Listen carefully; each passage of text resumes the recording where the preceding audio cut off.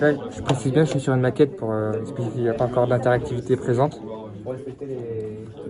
Donc là, direct, on a une ambiance présente. On rentre dans quelque chose. Donc là, je crois que c'est la première page, la page quand on entre sur le site. C'est clair, il y a le titre, une petite phrase descriptive pour rentrer dans l'ambiance et un bouton pour rentrer dans l'expérience.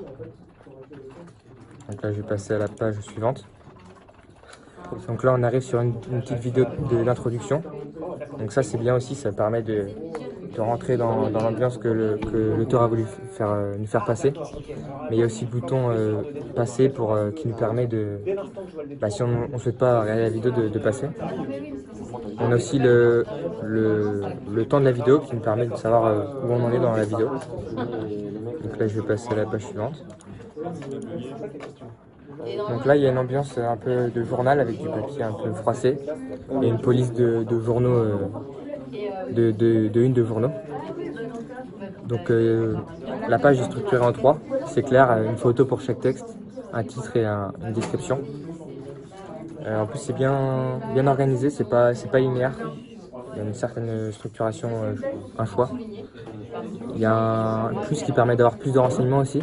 Ça a l'air d'être intéressant pour approfondir le sujet. Là, je passe à la page suivante.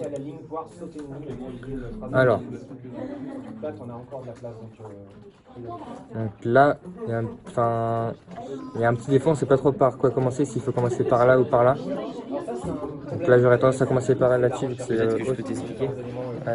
C'est que en fait là j'ai simulé un survol de la zone qui est normalement grisée et qui devient rouge. Ok, donc faire comme si je le faisais. Donc là en fait on arrive sur une page, donc il y a une carte avec un petit texte descriptif.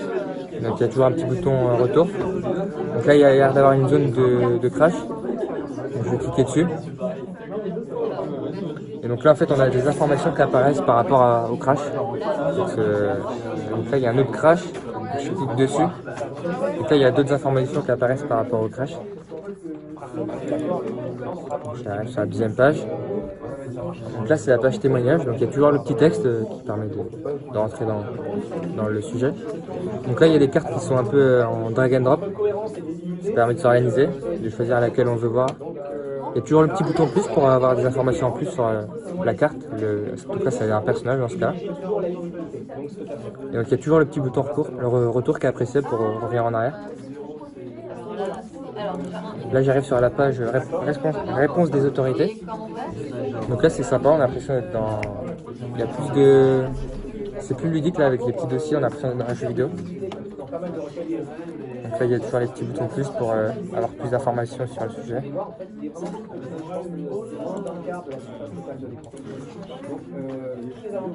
Alors, là j'arrive sur une page de l'histoire donc ça devait être l'histoire d'une petite carte drag and drop de Monsieur Brazel. Donc il y a un petit texte qui doit le décrire. Et en fait, il y a un petit encadré qui décrit ce qu'il a vu. Donc, ce qui est bien, c'est que c'est illustré, il n'y a pas seulement du texte.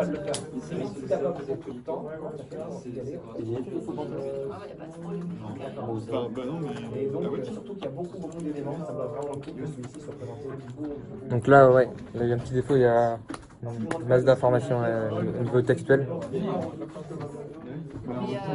Sinon, ouais, c'est intéressant, les documents d'archives. Juste un petit défaut, il y a trop de masse de texte. Peut-être rendre... il y aurait un morceau de texte et il y aurait un bouton, quelque chose pour avoir un autre morceau de texte et pas avoir tout d'un coup. Là, j'arrive sur la page. Là, c'est fini. Ah ben non, mais là c'est fini.